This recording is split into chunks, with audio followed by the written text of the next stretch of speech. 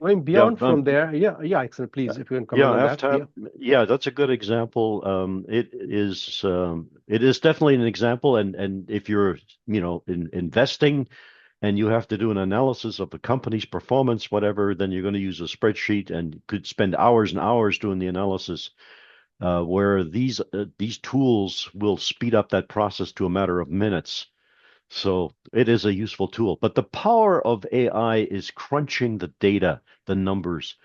And normally you couldn't possibly go through that much data. And that's where the power of AI comes in. It is used by, consulting companies, whether it's Price Waterhouse or whoever. They can analyze your business very quickly.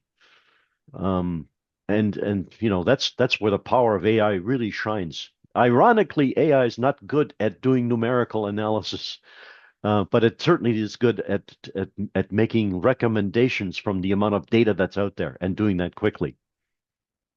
Right. That's Yeah. the net outcome. Yeah, absolutely.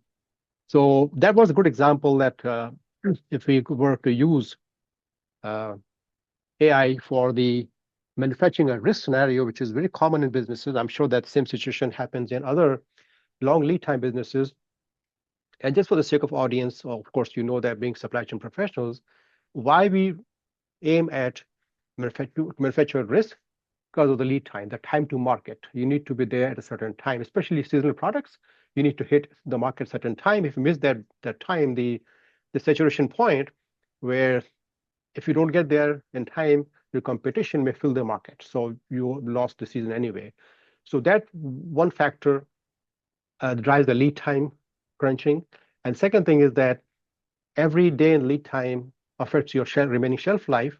And very importantly, equally importantly, every day of inventory being held is a financial cost.